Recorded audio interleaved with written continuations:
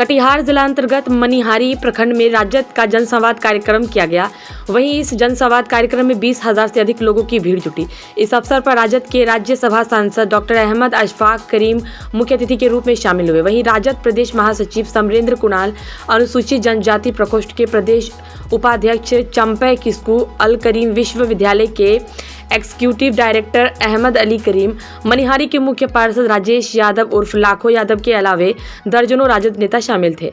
इस अवसर पर संकट में है संविधान, केंद्रीय स्तर से जुड़े रोजगार, महंगाई, लोकतंत्र एवं देश में सांप्रदायिक सौहार्द जैसे गंभीर विषय को लेकर राजद नेताओं ने केंद्र की मोदी सरकार पर हमला किया।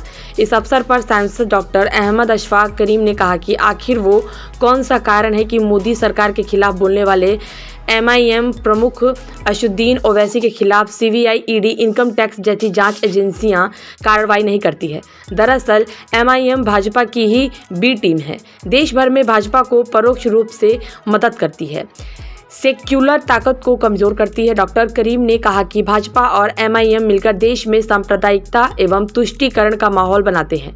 डॉक्टर करीम ने कहा कि सीमांचल में शेर शाहवादियों को डराया धमकाया जाता है। बता दें कि वो इसी मुल्क के सरजमी पर पैदा हुए और खाक होंगे। भाजपा वोट के लिए शेर शाहवादी मुसलमानों को बांग्लादेशी का नारा देती आ रही है। जब तक देश में लालू यादव, नीतीश कुमार, तेजस्वी यादव जैसे धर्मनिरपेक्ष नेता रहेंगे, हिंदू मुस्लिम में एकता बनी रहेगी। उन्होंने कहा कि मुझे बार बार केंद्रीय जांच एजेंसियां परेशान कर रही है।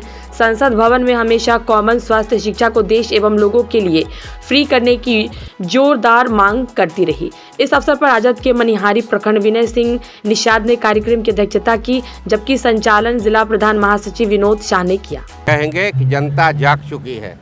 जनता 10 बरस से केंद्र सरकार को झेल रही है। जनता समझ चुकी है, जनता जाग चुकी है कि कैसे सरकार को बदला जाए, कैसे उखाड़ कर भारतीय जनता पार्टी को फेंका जाए। यह जन सैलाब उसी का द्योतक है। अगर हमारी सरकार बनेगी, अगर नहीं सरकार बनने जा रही है, केंद्र सरकार में सरकार बनेगी इंडिया की, और जब बनेगी तो कटिहार का रुख बदल जाएगा, मनिहारी का रुख बदलेगा, अहमदाबाद का रुख बदलेगा।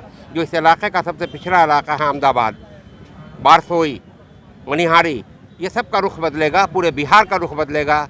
और दुआ कीजिए कि वो दिन 2025 में आ जाए, जैसा कि माननीय मुख्यमंत्री जी जो नीतीश जी हैं उन्होंने कहा कि तेजस्वी जी को हम सौंप देंगे, मुख्यमंत्री बन जाएंगे। और जनता भी चाह रही है, तो ये भी मैसेज जाना चाहिए जनता में कि वो कोशिश करे, वोट दे 2024 में भी, 2025 में भी, कि केंद्र सरकार भागे। और आज जो सरकार हमारी है उसमें नीतीश जी की जगह, जैसा कि नीतीश जी की इच्छा है, तेजस्वी जी मुख्यमंत्री बन जाए, ताकि नौजवान हैं, नौजवानों का और इलाके का कल्याण हो सके। हमने बहुत सारी बात कहा, आपने सुना होगा, पूर्णिया में हाईकोर्ट बनने की बात मैंने कहा कि वो बहुत ज़रूरी है। सैलाब कैसे रुकेगा उसकी बात कहा मैंने, आपने देखा। मैंने कहा कि शिक्षा का स्तर कैसे उठेगा, मैंने कहा स्वास्थ्य का स्तर कैसे उठेगा। तो ये सारी बातें, हवाई अड्डे की बात पूर्णिया में मैंने की। तो जो डेवलपमेंट हो सकता है, और सही माने में जब तक लोग शिक्षित नहीं होंगे, जब तक शिक्षा नहीं होगा, तब तक न इस इलाके की इज्जत बढ़ेगी, और न घर की इज्जत बढ़ेगी, न उनके परिवार की इज्जत बढ़ेगी, न समाज में इज्जत बढ़ेगी, न उसकी अर्निंग यानी वित्तीय स्थिति उनकी मजबूत नहीं होगी जब तक वो शिक्षित नहीं होंगे। हमारी सरकार बनेगी केंद्र में, देखिए शिक्षा स्टेट कंकरेंस भी है और केंद्र कंकरेंस भी है, सेंट्रल कंकरेंस भी है, स्टेट कंकरेंस भी है। तो हम लोग छोटे तौर पर काम कर सकते हैं, लेकिन केंद्र को सेंट्रल यूनिवर्सिटी खोलना चाहिए था, जो आज तक इस इलाके में सीमांचल में नहीं खोल सका। अल करीम यूनिवर्सिटी हमने कोशिश से खोला और नीतीश जी ने वो यूनिवर्सिटी देने का काम किया। आज UGC से रिकॉग्नाइज्ड यूनिवर्सिटी है। ये नीतीश जी की देन है। मैं उनको बहुत धन्यवाद देना चाहता हूँ कि इस इलाके के लिए उनकी ये सोच रही। दूसरा, रोज़गार का जो मामला है, रोज़गार की जो हालत है वो बहुत दयनीय है। इसको तेजस्वी जी ने आगे बढ़ाने का काम किया, काफ़ी लोगों को रोज़गार मिला। आपको याद होगा कि केंद्र सरकार के मुखिया ने कहा था कि हम इतना लाख, इतना करोड़ रोज़गार देंगे, जो बिल्कुल ज़ीरो पे आउट हो गए। लेकिन पिछले चुनाव के ज़माने में जो विधानसभा का चुनाव हो रहा था, जो तेजस्वी जी ने वायदे किए थे वो पूरा करते जा रहे हैं और रोज़गार मिल रहा है। और रोज़गार के लिए बनाना पड़ेगा इंडस्ट्री जब तक नहीं बनेगी तब तक रोज़गार नहीं मिल पाएगा। अब मैंने कहा, आपने सुना है कि मकई की खेती यहाँ होती, केले की खेती यहाँ होती, जूट की खेती यहाँ होती, मखाने की खेती यहाँ होती। अगर इंडस्ट्री लग जाएगा इन चीज़ों का, उनकी चिप्स का, अगर ये फैक्ट्री बनेगा तो किसानों की हालत सुधरेगी, किसानों को सही मुआवजा मिलेगा और नौजवानों को रोज़गार मिलेगा। तो इंडस्ट्री खोलने से ये दोनों फ़ायदा होगा। इन सब बातों को जनता ने सुना और जनता ये चाहती है कि किसी तरह से केंद्र सरकार को उखाड़ फेंका जाए। ये इतना बड़ा जो आपने देखा कि ये सैलाब था, इस जगह पर ये इस बात का द्योतक है।